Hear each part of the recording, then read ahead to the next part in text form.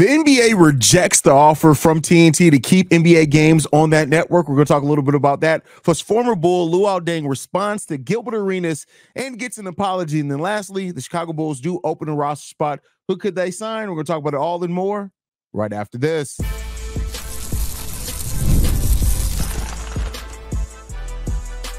You are Locked On Bulls, your daily Chicago Bulls podcast. Part of the Locked On Podcast Network, your team every day. Thank you for tuning in to another episode of Locked On Bulls, member of the Locked On Podcast Network, where it's your team every single day. I'm Haize, host and creator of Chicago Bulls Central and Chicago Bears Central YouTube pages and podcasts. And today's episode is brought to you by Gametime. Download the Gametime app, create an account, and use code LOCKEDONNBA for $20 off your first purchase. Terms do apply.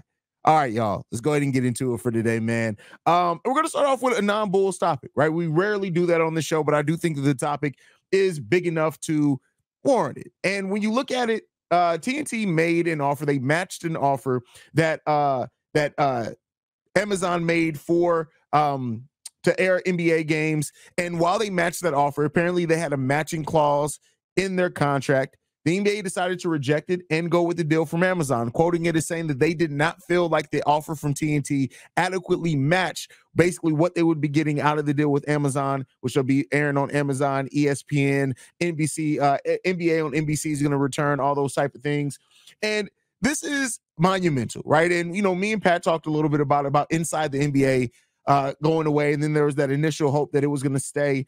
This is the final death knell, basically in TNT, and it's really due to TNT's own hubris in a lot of ways. I don't know if people remember. I think it was about a little over a year ago, probably about a year and a half ago, in which an exec at TNT said that the NBA wasn't even the biggest thing in their sports profile, right? They do cover golf, they cover tennis, they do a lot of things TNT does, but other than that, it's a lot of Law and Order and CSI reruns that they run over there. Also, I think they do that Vegas show that was pretty good as well. But nonetheless, Casino, whatever the name of the show was, it was a casino show. But so they did that, and it seems like the NBA is taking note of that. Now, I'm not saying that this rejecting TNT's deal is solely based off the fact that they made that comment about the NBA. But when you look at it, partnering with Amazon, which airing on Amazon Prime, almost everybody has Prime now in their household because people just have it to go with Amazon. But of course, it's still over a ton of networks, right?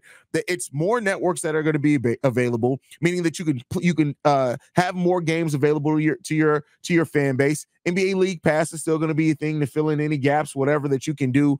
But this is a $77 billion deal, and that's crazy. And over $2 billion deal for the WNBA as well, right? Which definitely dramatically upticks that league's revenue as well. The NBA made a business decision that they felt was best for their league.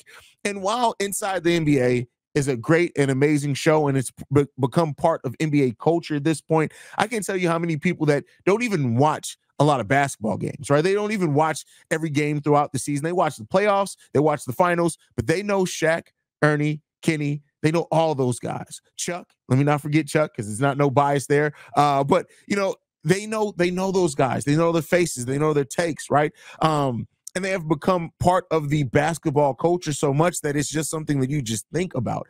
And there will be something to step in and fill that gap. Like, make no mistake about it. Growing up for me, NBA on NBC was basically what Inside the NBA became, right? So don't get me wrong, it'll grow, and those guys can get jobs on any other network if they decide to do so. I know that they've basically said that most of that crew is going to retire. Ernie's going to stay on at TNT and things like that, rightfully so. I don't know if they'll still have college basketball as well, so you still get to hear Ernie talk about basketball. But ultimately, it's a change. And when you are a billion-dollar corporation, what the NBA is, you still owe yourself to kind of future-proof what you're doing, and being involved on streaming, which they're not going to completely stream on the NBA app. I know a lot of people would hope that that's going to be the case. That's just not what is going to happen. This is kind of the best move for both sides. And as far as TNT, they are deciding to take legal action. At least that's what they've said so far. I just don't see that going their way in court. I don't see the courts overturning anything to make it or force the NBA to air on TNT. Now, there may be some money that exchange hands. There may be a settlement. There may be something like that. But I just don't see this going in the route where TNT is going to come out on the other side of this airing NBA basketball games. So it really is the ending of an era that lasted so long and has become such a part of our basketball watching experience. But much like with the Bulls moving over from NBC Chicago to the new network as well, I mean, everybody's going to adapt. They will adapt, and we'll miss those guys. We'll always have those fond memories of what that was, but everything comes to an end at some point. Everything comes to an end. And TNT, I mean, and they should object if they feel like they made a valid matching offer, which was in their contract. If they feel like they do that, they should try to seek whatever they can legally, because like I said, at the end of the day, the NBA is probably going to settle. If anything else, they're going to get some money out of this, if nothing else. But yeah, like I said, I saw the initial hope. I had some of the initial hope too. Like, it's weird how attached we can become to things like that, right? Like, inside the NBA, it's not even like it's a narrative show, but like, it's just the ideal of not watching Shaq, Ernie, Chuck, and Kenny is just, it's a little bit weird, right? It does feel really strange. And, you know, TNT, for their direct quote was this: "We have matched the Amazon offer and we have a contractual right to do, and we do not believe the NBA can reject it. In doing so, they are rejecting the many fans who continue to show their unwavering support for our best-in-class coverage delivered through the full combined reach of WBD's video-first distribution platforms, including TNT, home of our 4-decade partnership with the league, and Max, our leading streaming service. We think that they have grossly misinterpreted our contractual rights with respect to the 2025-26 season and beyond. We will take appropriate action. We look forward to, however, to another great season of NBA on TNT and Max, including our iconic Inside the NBA." One last season, one last ride. And I hope that they enjoy it, man. I hope that they enjoy it, man. I hope that we enjoy it. I really hope that the fans enjoy this last ride, because it is something, what Inside the NBA has been, what they created there, finding the right balance of personalities there, especially somebody who talks sports basically for a living now, right? Like, the finding the perfect balance of hosts is like when me and Pat being on this show, right? Yeah, I couldn't do the show the same way with anybody other than Pat. That's why when I got the Locked On gig, I went and got Pat and brought him over here, right? It was because, like, you have to find the right balance of personalities, the right balance of everything, of how you cover each other's shortcomings and things like that. And so they have a special product inside the NBA. I don't think anybody's going to fight against that. And I hope that they still get to do something together. Now, I know Ernie said he's never leaving TNT. That is where he is. He's not going to leave there. And he's been there forever, right? And he could basically cover whatever he wants to at TNT. And when you have that security, you don't leave it. You just don't leave it. But you know, one last year, the 2024-25 season, unless something crazy happens, it seems to be the last year of Inside the NBA. And yeah, I know a lot of people are going to miss it. I know a lot of people are going to miss it, but the NBA had to make what was the best decision for them. And as the league continues to grow, them and the WNBA in a lot of ways too, right? And as the league continues to grow with in-season tournaments and the play-in tournament and things like that, and as they continue to, have the summer league and all these type of things, like getting their product out in front of people and the most people, the most eyes possible, while still getting themselves the most league. Like, the NBA is at an all-time high as far as revenue. Year after year, they're breaking records, right? And so you want to keep fostering that growth as much as you can, because listen, not only is the NBA growing, the basketball world is growing, right? You're talking about getting EuroLeague games aired on ESPN. You're getting that type of coverage, right? So, yeah, this is just the next step, the next phase, and it won't be the last time that we'll see. Well, some of us, right? I don't know if it ever happens again in my lifetime. The 40-year run that Inside the NBA had, but like, NBA had on TNT. But I ultimately hope whatever comes next, that they build something great, because you got big shoes to live into. You decided to not renew with TNT, which is perfectly fine with me. But now, how do you start filling out that programming? Because there's nothing that's just going to replace Inside the NBA. This is not. So, and Inside the NBA has been around since 1989, I think. It's been around, and so it's just with not that same host, of course, but like finding that balance of people is just, it's not something that you're going to probably do 2 times in a row. Hopefully the NBA has something up their sleeves to provide great coverage going forward. Well, the networks, I should say, that doesn't necessarily fall in the NBA. But with that said, next up, we're going to talk about former Bull Luol Deng and his Sudan team and Gilbert Arenas' comments around it, which was just, it's really, really weird. But before we get into that, we got to get into a message from one of our sponsors, and that is Gametime. Gametime is an authorized ticket marketplace of Major League Baseball, which makes getting tickets faster and easier. Prices on the Gametime app actually go down the closer it gets to first pitch. With killer last-minute deals, all-in prices, views from your seat, and their lowest price guarantee, Gametime takes the guesswork out of buying MLB tickets. They also have last-minute deals. You can save up to 60% off buying last-minute for sports, concerts, comedy, theater, and more. They also have the lowest price guarantee. If you find a ticket in the same section and row for less, Gametime will credit you 110% of the difference. Your purchase is covered with the most flexible customer service policy in the ticketing industry. So take the guesswork out of buying Major League Baseball tickets with Gametime. Download the Gametime app, create an account, and use code LOCKEDONNBA for $20 off your first purchase. Terms apply. Again, create an account and redeem code LOCKEDONNBA. That's LOCKEDNBA for $20 off. Download Gametime today. Last minute tickets, lowest prices, guaranteed. All right, Bulls fans. So, former Bull Luol Deng, who's coaching the South Sudan team, which came narrowly close to beating Team USA. They ended up losing that game. I believe it was by 1 point. And then you had Gilbert Arenas, who came out and had to say something about it.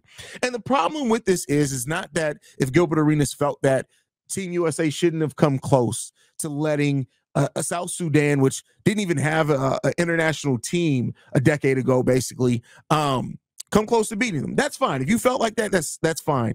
And I won't go into the exact comments that Gilbert Arenas said. It was some very derogatory comments when it came down to it. Xenophobic comments in a lot of ways as well. But Luol Deng really handled it with class. Luol Deng that said this: moments like this are not for us to get upset about or lash out. Many Africans and Black people who embrace their African heritage are working hard to bring all Black people closer by educating and sharing stories and historic moments, teaching that we have much more in common than different. Now, he also said this: personally, I don't care much. I would never trade places with anyone. Being African is special. However, for young African and African-American kids who admire and listen to Gilbert, those comments can make you think less of yourself and make the rest of the world think less of Africans.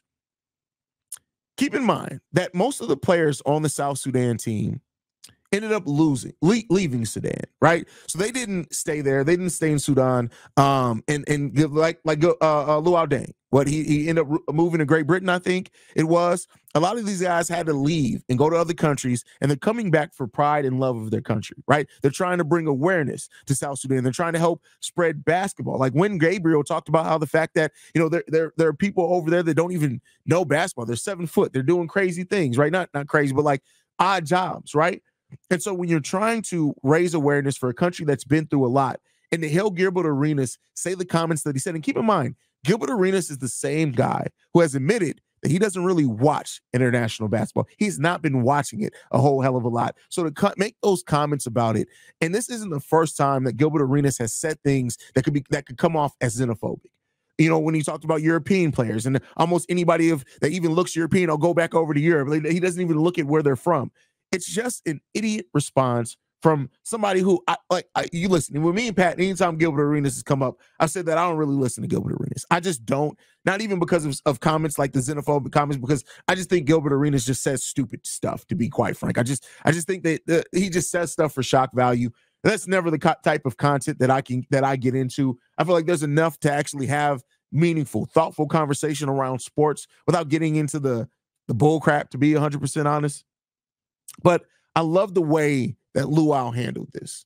I love the way that he handled this with grace at a time where he could have come out with some vitriol, and that nobody on the South Sudan team has come out with any real vitriol, right? Because that would have been how a lot of people, that's how I would have responded. to just be quite frank. The growth and maturity that Luol Deng showed in that, like, I would have absolutely, come on now, y'all know Petty Roosevelt would have been ready to go, right? So to still handle this with grace, I think is the bigger part of this. And so rather than talk about what Gil said, I want to focus this on how Luol responded and what that South Sudan team has had to go through to even get a team together, and how it is an amalgamation of people who left that country. Some people didn't even grow up there, but they do have citizenship, that come back because not just to play in the Olympics, not just to have an Olympic team, but because what it means as far as bringing basketball to their home country. And that is a special thing in all of this that I feel like. And Gil, unfortunately, man, I mean, he's apologized since. I want to be clear there that Gilbert Arenas has apologized since then. And shout out to Gil for showing that maturity enough to say that, right? He said this: I respect you as a player, to Luol Deng, and I will as a coach. Sorry for my disrespectful comments. So good thing that he said that, right? It is what it is. But that's why I said I don't really want to focus on what Gil said. I want to focus on the response from Luol in response to mainly talking about how this South Sudan team is. Listen, what they did was great. It was fun to watch them play against Team USA in the manner in which they did. And as that country gets more and more acclimated to basketball and getting more of their young kids to take on the game of basketball and to embrace that game and understand the game of basketball, that's going to be great. That's going to be amazing to see. And so Luol's always really been a class act. You know, even when the Bulls almost, unfortunately, killed him, right? And Paul Pierce, I don't want to just that's bad journalism of me to just focus on the Gilbert Arenas piece just because Gilbert is somebody that I just can't stand.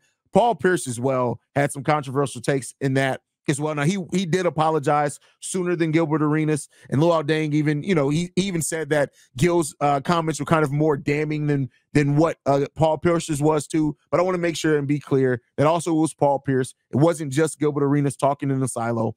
Paul Pierce said some disparaging comments and xenophobic type comments. He was involved in that conversation as well. So in fairness, I have to bring that up. My bad. That wasn't that wasn't being a good journalist, even though I'm not a journalist. I'm not a journalist at all. I'm a podcaster. I'm a media guy. It's very different, but still got to be responsible in how I put messages out there. So, but again, how Luol handled that, I think, was amazing. And ultimately, I'm glad that they took, he did it in the way that he did. And we'll see that South Sudan team continue to grow and develop and things like that. But all right, let's go ahead and get into another conversation. And before we end the show, we do got to talk about our Bulls opening up a roster spot. How do they open up that spot? Who could be coming in to fill that spot? We'll talk about all that and more right after this.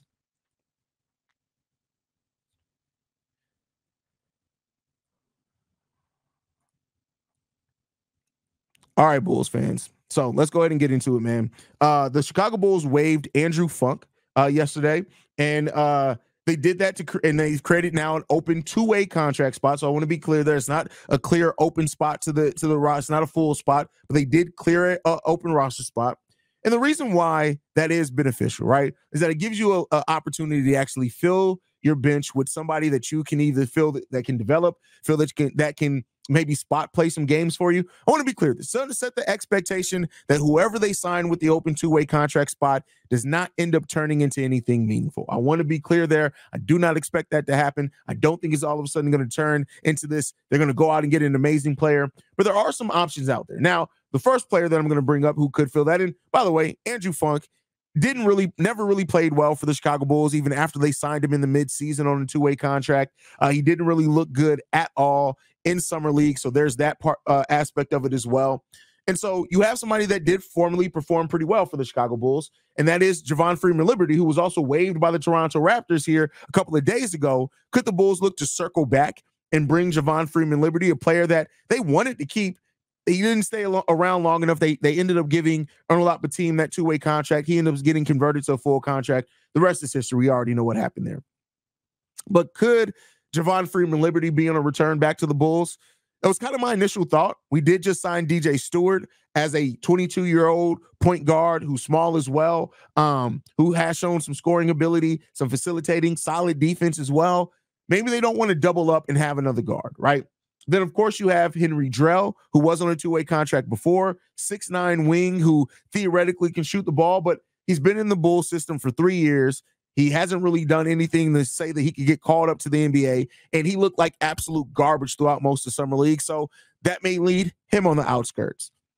But then you got two options, and one option is one that I'm bringing up. The other one I'm just bringing up because I know a lot of Bulls fans have and will continue to bring it up. And I don't feel too great about it, but we'll see.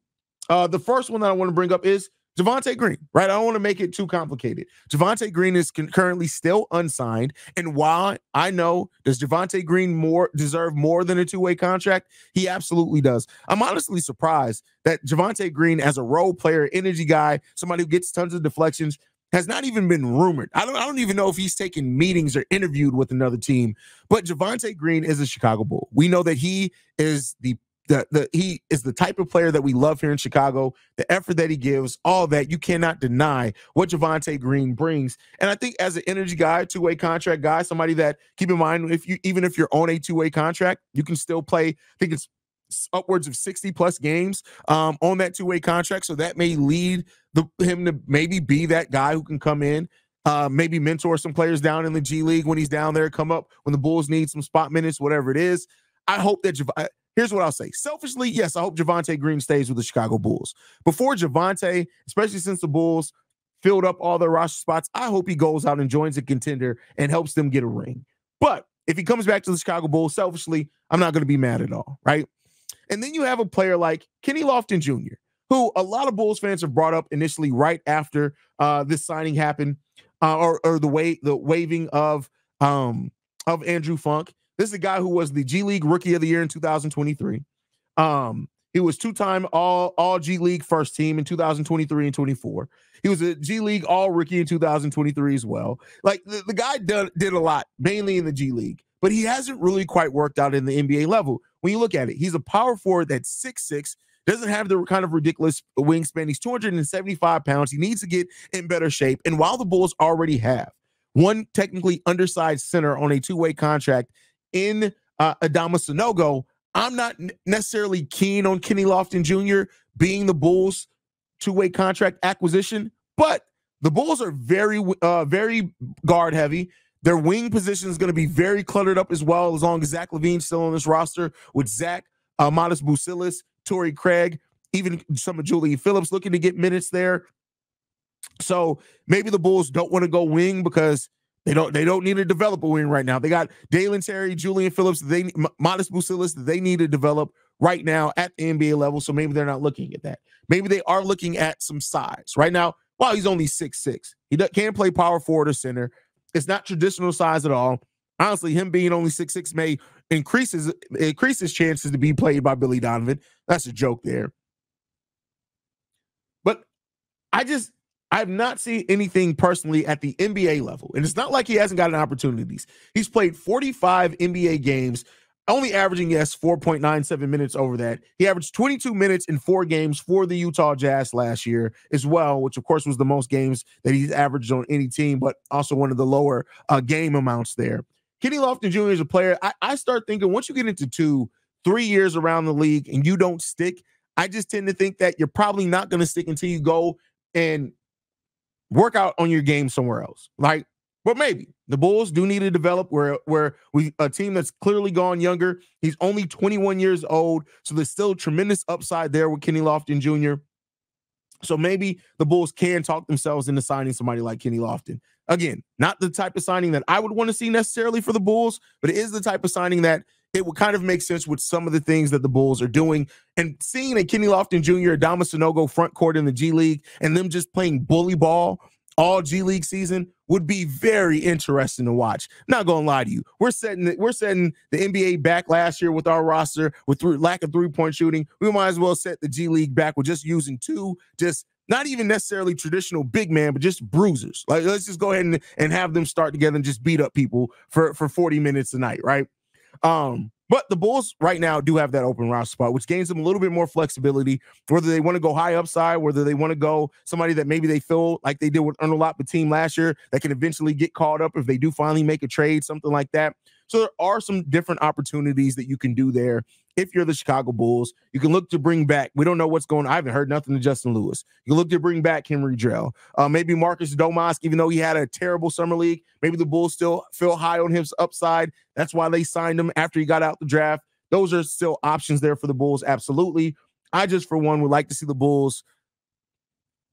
I don't know. Like I said, I can understand it in a lot. I won't even say that there's something. Of course, selfishly, Javonte Green. If I just had my pick, if you gave Haize his pick, it'd be Javonte Green. But I wouldn't be mad if they did something else as well. But you guys can let me know what you guys think on all that down below. But that's the time for today. Make sure you guys are following us at Locked On Bulls. You can follow me personally at CEO Haize. We are free and available on every podcasting app and platform of your choice, as well as YouTube. Make sure you guys go and follow Pat the Designer as well, at Pat the Designer. And we'll see you guys tomorrow. Yeah. Go Bulls, y'all. Peace.